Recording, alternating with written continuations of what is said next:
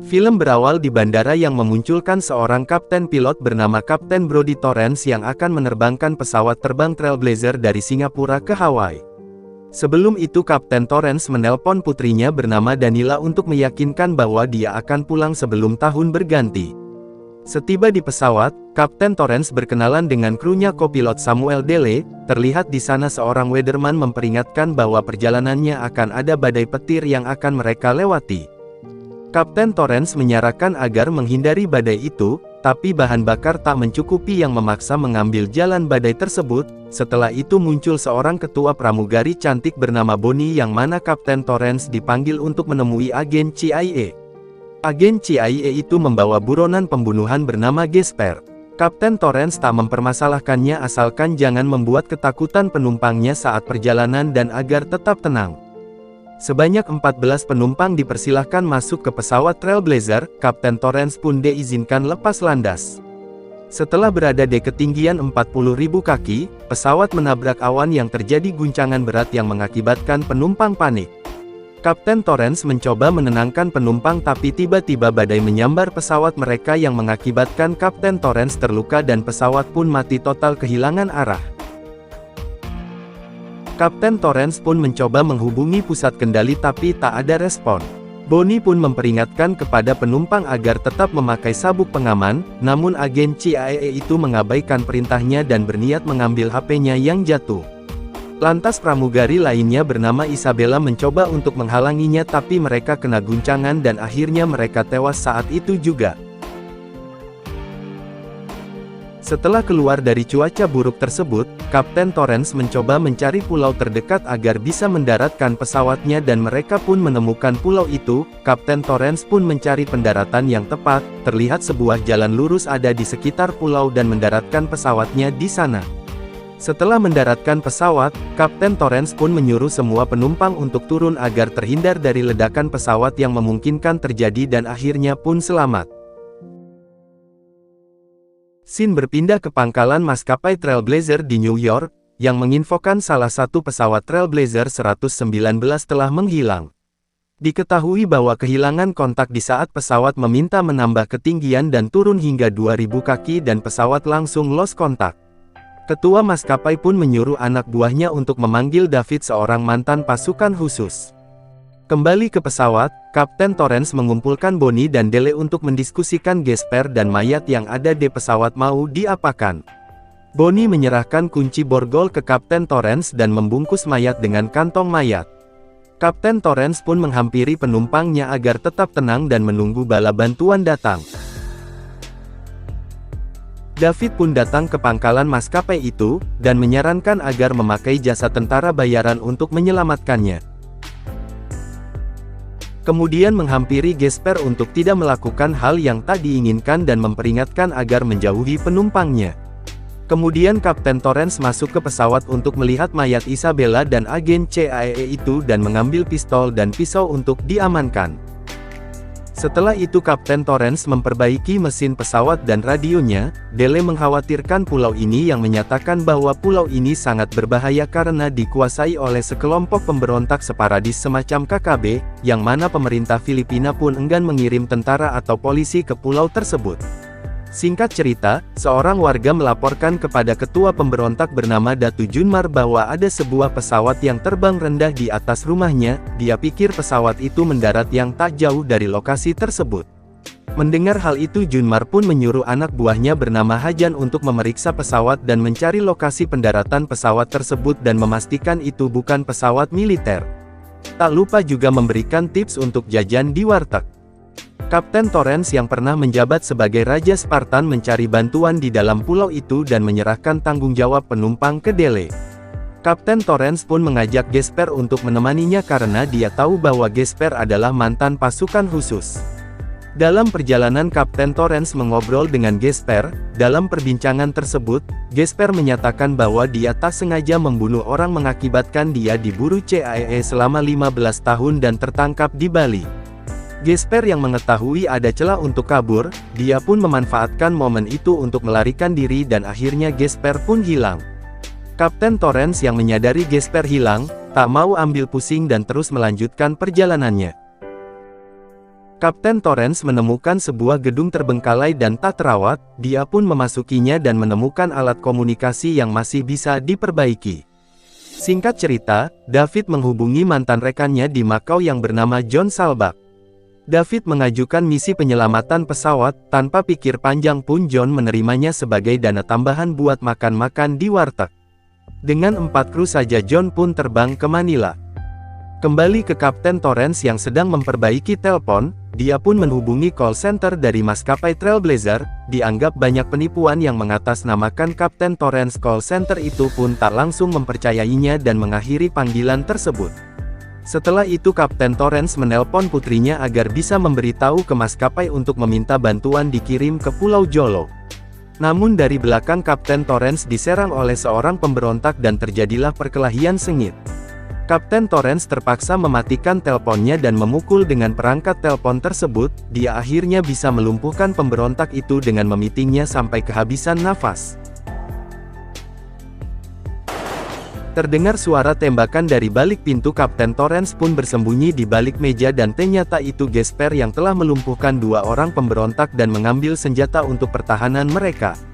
Mereka pun menyusuri area gedung tersebut, dan menemukan sebuah kamera. Kamera itu merekam video seseorang yang disandera dan dimintai tebusan. Mengetahui hal itu Kapten Torrens pun teringat pada penumpangnya, dan bergegas balik ke pesawat menggunakan mobil pemberontak untuk meyakinkan bahwa mereka baik-baik saja. Di sisi lain tempat pemberontak, Hajan menemukan pesawat itu dan dipastikan bukan pesawat militer di kawasan pertambangan dan mereka pun berangkat ke pesawat tersebut. Tiba di pesawat Junmar langsung mencari sang kapten, tak ada yang menjawab. Hajan pun menembak salah satu penumpang. Kapten Torrens pun mendengar suara tembakan itu lalu memberhentikan mobilnya dari jauh dan mengintainya. Ketika Hajan menembak satu penumpang, Kapten Torrens pun mau membantunya tapi dicegah oleh Gesper, dan semua penumpang dimasukkan ke bis dan dijadikan sandera. Lalu Junmar menyuruh 2 anak buahnya untuk mengambil barang penumpang dan mengantisipasi datangnya Kapten Torrens dan Gesper. Setelah semua pasukan pergi, Kapten Torrens dan Gesper pun menyerang kedua orang tersebut dan menginterogasinya. Setelah mendapatkan informasi yang cukup, mereka pun dibunuh oleh Gesper.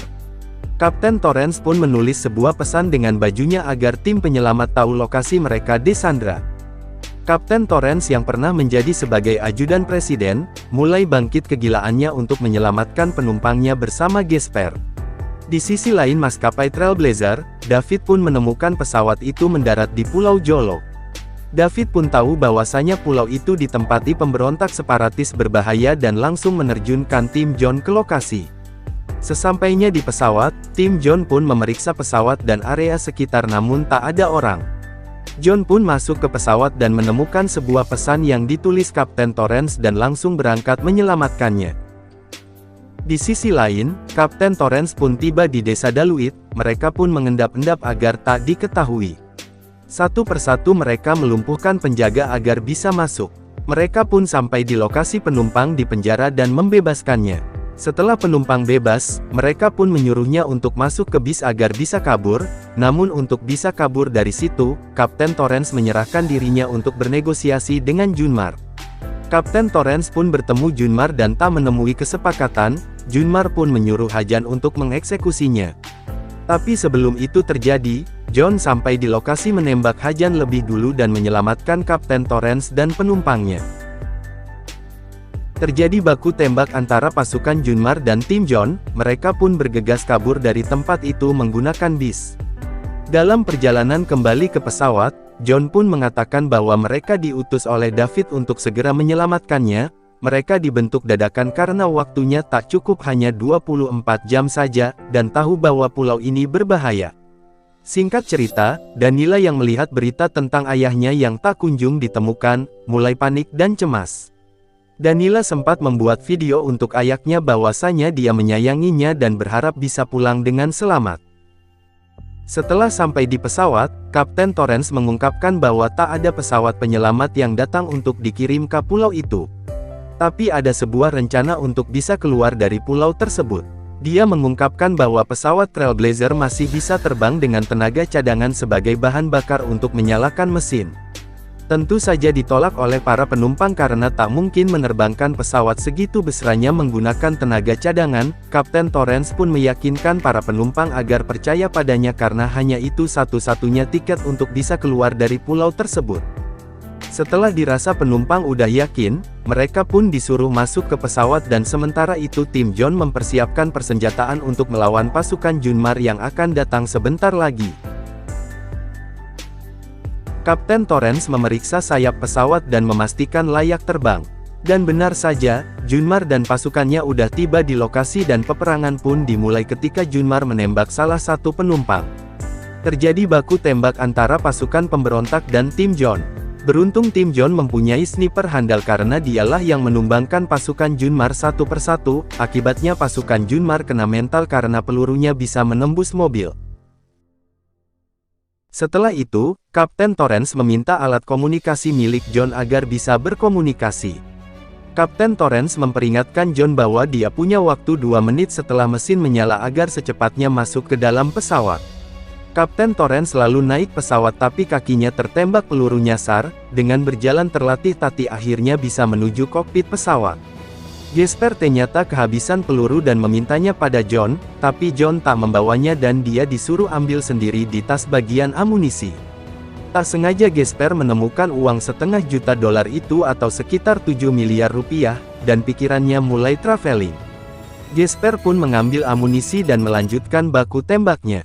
Kembali ke kokpit pesawat, Kapten Torrens berhasil menyalakan pesawat dan menyuruh Dele untuk fokus membantu menerbangkannya. Sembari peluru menghujani pesawat, Kapten Torrens pun tak ambil pusing langsung memutar balikan pesawatnya. Dia langsung menghubungi pusat kendali agar bisa mengarahkan pesawat, karena dia mengendalikan pesawat tanpa radar dan navigasi dan semuanya manual. Oleh karena itu, Kapten Torrens menyuruh David untuk mencarikan bandara terdekat karena pesawat cuma bisa terbang sejauh 300 mil atau setara 482 km. Setelah pesawat mau lepas landas, Kapten Torrens pun menyuruh John dan timnya masuk ke pesawat. Setelah semuanya udah masuk, tinggal Jesper saja yang milih untuk kabur meninggalkan pesawat dan membawa uang $500.000 itu.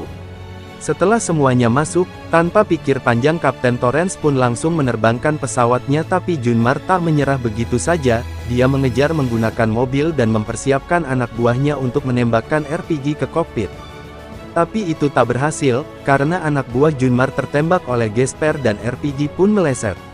Akhirnya Junmar sendirilah yang menembakkan RPG ke arah kokpit pesawat tapi sebelum itu terjadi, dia pun tertabrak ban pesawat dan Junmar pun tewas. Dan pesawat pun berhasil kabur dari pulau neraka itu. Tapi belum sampai di situ, Kapten Torrens harus mendaratkan pesawat di bandara terdekat. Pesawatnya hampir menabrak gunung, tapi dengan penuh keyakinan akhirnya bisa melewati gunung itu. Dia menghubungi pusat kendali yang menyarankan untuk mendarat di bandara kecil di Pulau Siasi yang berjarak sekitar 80 km. Kapten Torrens pun mencobanya ke sana dan akhirnya pun bisa mendarat meskipun pesawat sempat oleng. Penumpang pun berhasil selamat dan tamat. Klik subscribe, like, dan loncengnya, oke.